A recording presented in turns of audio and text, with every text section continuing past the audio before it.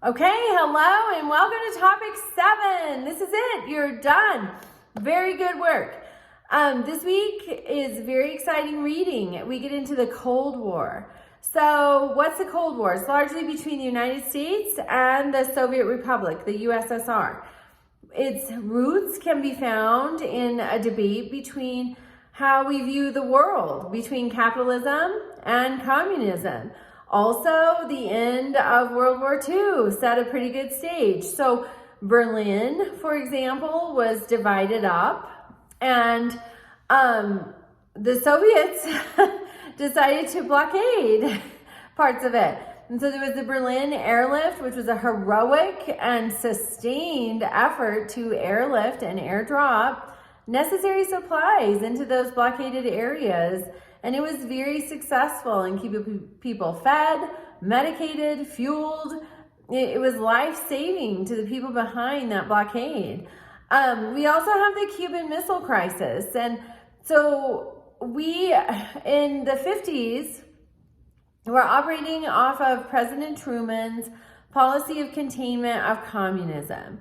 And so when communism tried to spread, we stepped in to help stop it. And so that drug us into the Korean War. It's later going to drag us into the Vietnam War in the 60s. And it also, the Eisenhower administration in the late 50s had a plan to use Cuban exiles to go into Cuba and invade their country in an effort to take it back from Fidel Castro. So it was executed by the Kennedy administration in 1961, and it was a disaster, an unmitigated disaster. So then, at the time, Nikita Khrushchev was the president of the USSR, and he and Castro decided if the USSR had some nuclear weapons on the coast of Cuba pointed at the United States, maybe the United States would not invade Cuba. And that's right. So then we have the Cuban Missile Crisis. And that was ultimately resolved by direct talks between President Kennedy and President Khrushchev. They talked together and they were able to resolve it.